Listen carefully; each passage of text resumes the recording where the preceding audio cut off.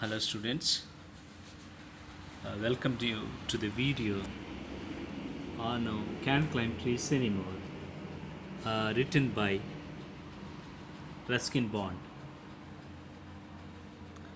Ruskin Bond was born in Kasauli, Himachal Pradesh in 1934. He wrote a number of short stories, essays, novels, many books for children. The Room on the Roof was his first novel, written when he was 17. It received the John Llewellyn Race Memorial Prize in 1957. And in 1992, he received the Sahitya Akademi Award for his short story collection. Our trees still grow in Dehra, given by the Sahitya Akademi, India's National Academy of Literature. He was awarded the Padma Shri in 1999 for his contributions to children's literature. The present story is about a middle-aged man, going back to the house in which he lived as a boy and recalling his memories. Can't climb in trees anymore. He stood on the grass verge by the side of the road and looked over the garden wall at the old house. It hadn't changed much. The old house, built with the solid blocks of granite, wasn't altered at all. But there was a new outhouse, and there were fewer trees. He was glad to see the jackfruit tree still stood at the side of the building, casting its shade.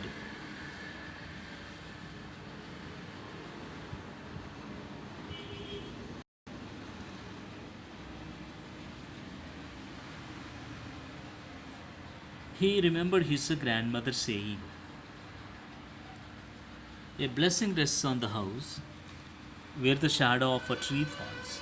And so, the present owners must also be receiving the tree's blessings. At the spot where he stood, there had once been a turnstile, and as a boy, he would swing on it, going round and round until he was quite dizzy. Now the turnstile had gone, the opening walled up. The tall hollyhocks grew on the other side of the wall. "What are you looking at?" It was a disembodied voice at first. Moments later, a girl stood framed between dark red hollyhocks, staring at the man. She was only 12 or 13, slim and dark, with lively eyes and long black hair. "I'm looking at the house," he said. "Why? Do you want to buy it?"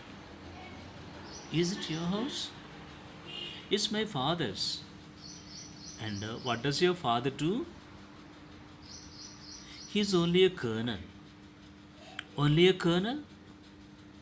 "Well, he should have been a brigadier by now."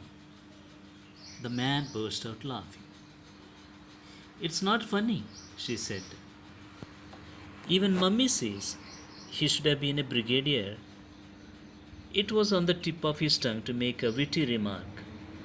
Perhaps that's why he is still a colonel, but he did not want to give offense.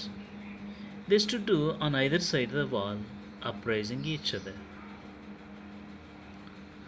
"Well," she said finally, "if you don't want to buy the house, what are you looking at?"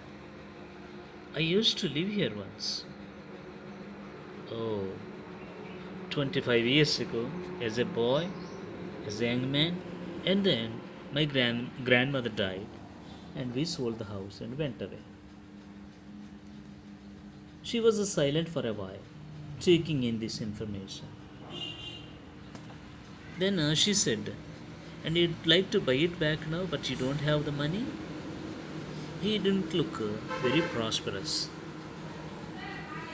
No, I wasn't thinking of buying it back. Wanted to see it again, that's all.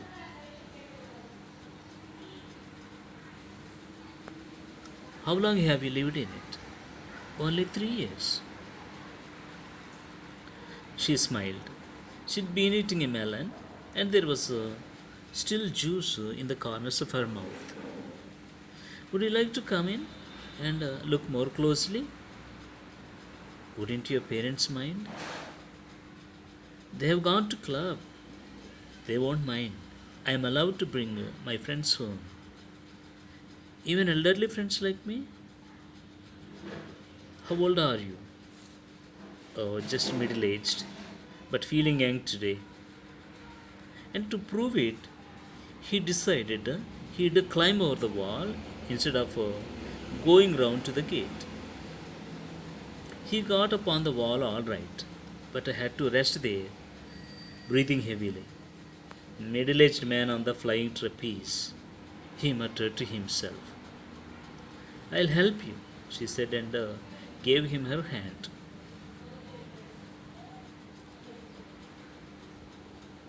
He slithered down into a flower bed, shattering the stem of a hollyhock. As they walked across the grass, he spotted a stone bench under a mango tree. It was the bench on which his grandmother used to rest when she was tired of pruning rose bushes and a bougainvillea. Let's just sit here, he said. I don't want to go inside. She sat beside him on the bench. It was March and the mango tree was in full blossom. A sweet, rather heavy fragrance drenched the garden. They were silent for some time. The man closed his eyes and remembered other times the music of piano, the chiming of grandfather clock, the constant twitter of budgerigars on the veranda, his grandfather cranking up the old car. I used to climb the jackfruit tree, he said, opening his eyes. I didn't like the jackfruit though. Do you? It's all right in pickles. I suppose so.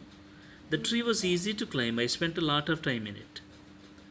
Do you want to climb it again? My parents won't mind. No, no, not after climbing the garden wall. Let's just sit here for a few minutes and talk. I mentioned the jackfruit tree because it was my favorite place. Do you see the thick branch stretching out over the roof? Halfway along it, there is a small hollow in which I used to keep some of my treasures. What kind of treasures? Oh, nothing very valuable. Marbles I had one, a book I wasn't supposed to read, a few old coins I had collected. Things came and went. I was a bit of a crow, collecting bright things and putting them away. There was my grandfather's iron cross. Well, not my grandfather's exactly, because he was a British and the iron cross was a German decoration, awarded her for bravery during a war, the First World War. When my grandfather fought in France, he got it from a German soldier.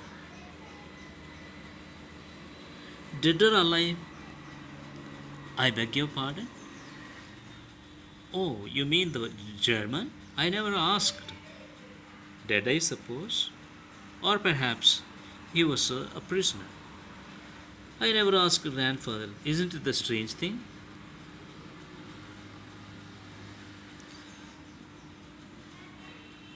And the iron cross? Do you still have it? No, he said, looking her in the eyes. I left it in the jackfruit tree. You left it in the tree? Yes, I was so excited at that time, packing, packing and saying goodbye to people and thinking about the ship I was going to sail.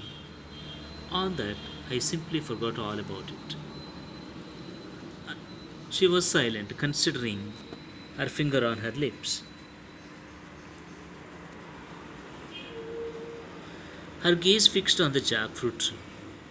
Then quietly she said, "It may still be there, in the hollow, in the branch." "Yes," he said, "it's 25 years, but it may still be there unless someone else found it. Would you like to go and look?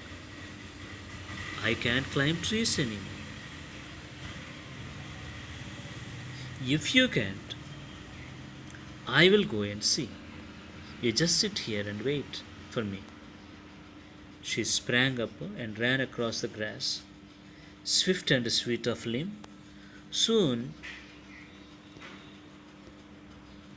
she was in the jackfruit tree, crawling along the projecting branch. A warm wind brought little eddies of dust along the road. Summer was in the air. "I have found it," she cried. "I have found something." And now, barefoot, she ran breathlessly towards him, in her outstretched hand a rusty old medal. He took it from her and turned it over on his palm. "Is it the Iron Cross?" she asked eagerly. "Yes," he said, "this is it. Now I know why you came. You wanted to see if it was still in the tree." "You may be right. I am not really sure why I came. But you can keep the cross. You found it after all." "No, you keep it, it's yours." "But it could have remained in the tree for another 25 years if he hadn't climbed up to look for it. But if he hadn't come back again, on the right day, at the right time, and with the right person," he said, getting up and placing the medal in her hands. It wasn't the cross I came for. It was my youth."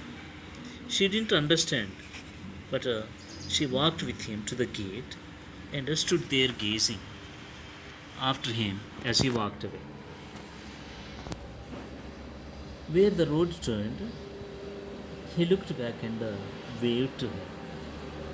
Then he quickened his steps and moved briskly toward the bus stop. There was a sprightliness in his step, and something cried aloud in his heart. Dark dancing eyes, melon sweet lips, lissom limbs. The mango scented summer breeze made the blood course in his veins, and he forgot for a moment that he couldn't climb trees anymore.